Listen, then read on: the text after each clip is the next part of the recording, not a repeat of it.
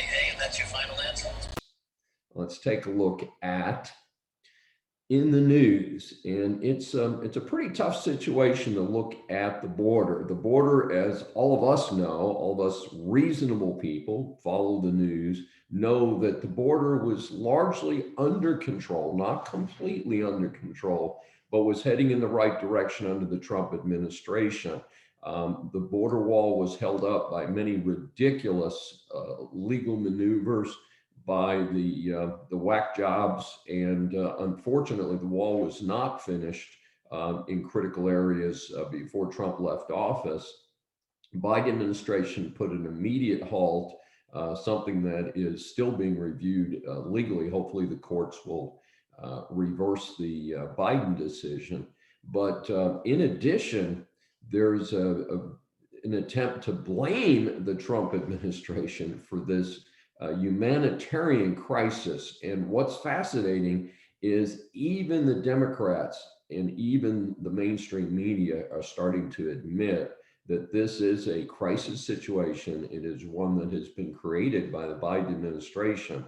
As a taxpayer, as a responsible business person in the community, I'm concerned about the incredible expenditures.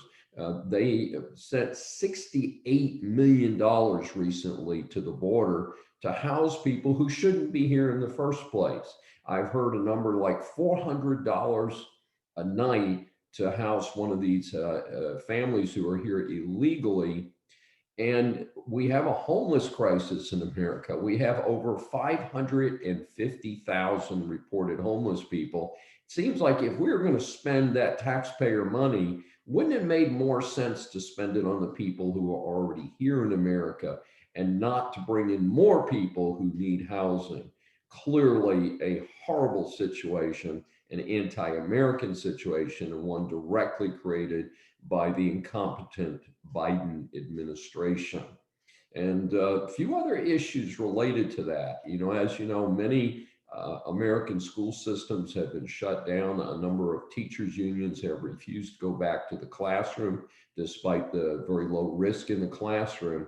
And yet we are teaching the children who are here illegally.